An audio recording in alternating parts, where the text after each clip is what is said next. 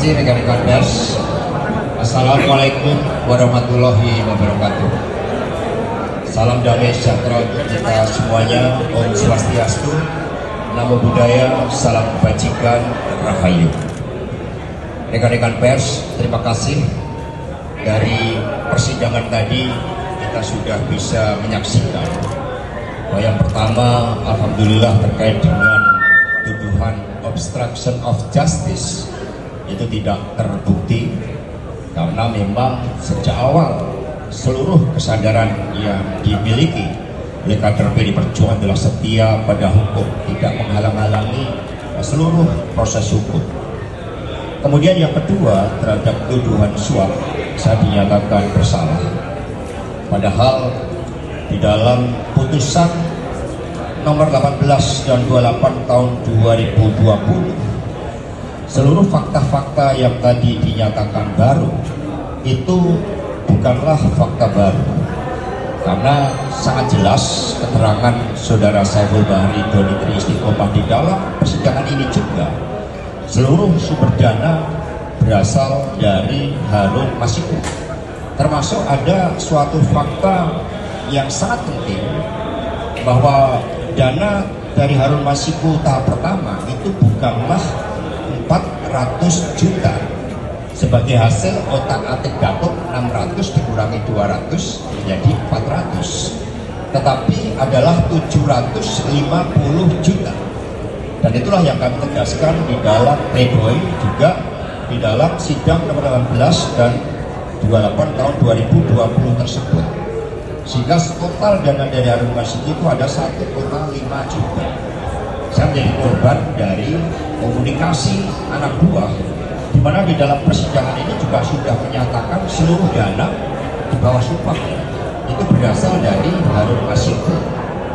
Nah, sehingga meskipun proses persidangan kami junjung tinggi, lembaga peradilan tetap kami hormati, tetapi dengan adanya berbagai fakta yang masih disembunyikan tersebut berupa aliran dana yang seharusnya adalah tahap pertama 750 juta tapi kemudian dikatakan 400 juta, maka ini telah menyentuh aspek keadilan itu.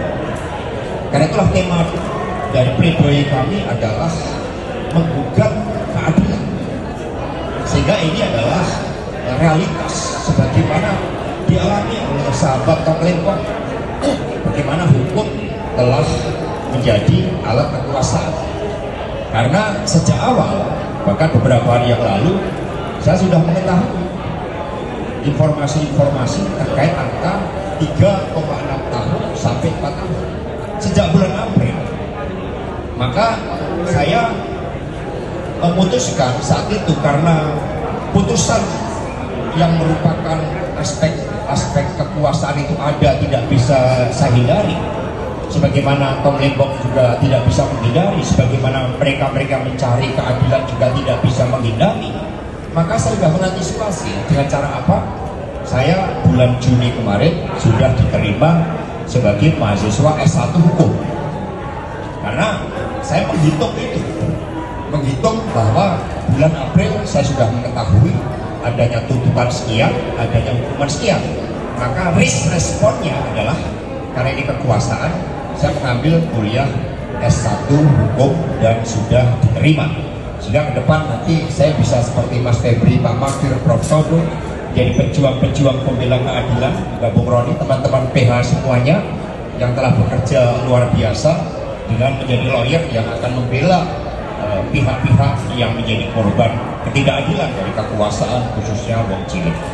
Karena itulah terhadap putusan tadi, ya saya terima dalam konteks bahwa ini adalah ketidakadilan, bahwa tema menggugat keadilan itu akan selalu relevan, apalagi ini berkaitan juga dengan agenda konsolidasi partai. Sejak awal dikatakan bahwa ada yang mau mengganggu Kongres PDI Perjuangan, mau mengawut-awut Kongres PDI Perjuangan. Karena itulah pada kesempatan ini saya mengucapkan banyak terima kasih kepada penasihat hukum yang tadi juga analisis sementara ini logika hukumnya tidak cukup kuat, sehingga tentu saja kami harus mempertimbangkan secara jernih setelah kami menerima putusannya, kemudian kami akan mempertimbangkan dengan cara yang seksama dan kemudian dengan fakta-fakta hukum untuk terus berjuang di dalam menggugat keadilan itu.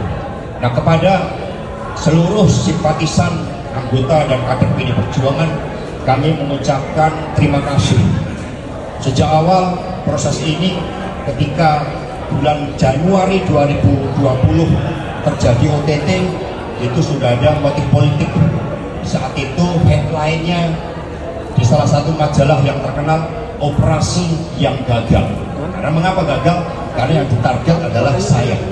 Jadi itu di dalam headline salah satu majalah nasional itu menulisnya operasi yang gagal. Karena itulah kepada simpatisan anggota dan kader Perjuangan khususnya dari DPP, DPD, DPC, dan seluruh anak ranting PAC hingga Repdem dan Satgas Partai, kami mengucapkan terima kasih atas dukungannya. Dengan putusan ini kepala saya tegak karena kita terus akan melawan berbagai ketidakadilan itu. Kita akan menggugat keadilan agar cita-cita keadilan sosial bagi seluruh rakyat Indonesia betul-betul dapat terwujud. Jadi maju tak gentar, kita tidak boleh menyerah, dan saya akan gunakan setiap waktu, setiap detik sebagai karunia Tuhan di dalam memperjuangkan keadilan bersama dengan seluruh komponen masyarakat yang lain. Karena kasus yang dikaitkan dengan saya, teman-teman pers, rakyat Indonesia boleh melihat putusan nomor 18 dan 28 tahun 2020, hal-hal terkait dengan dana 800 juta, 50 juta, 400 juta, semuanya sudah clear dan tidak ada kaitan dengan saya, apalagi ada suatu motif. Buat apa? Keuntungan apa yang saya peroleh dengan memberikan suatu dana?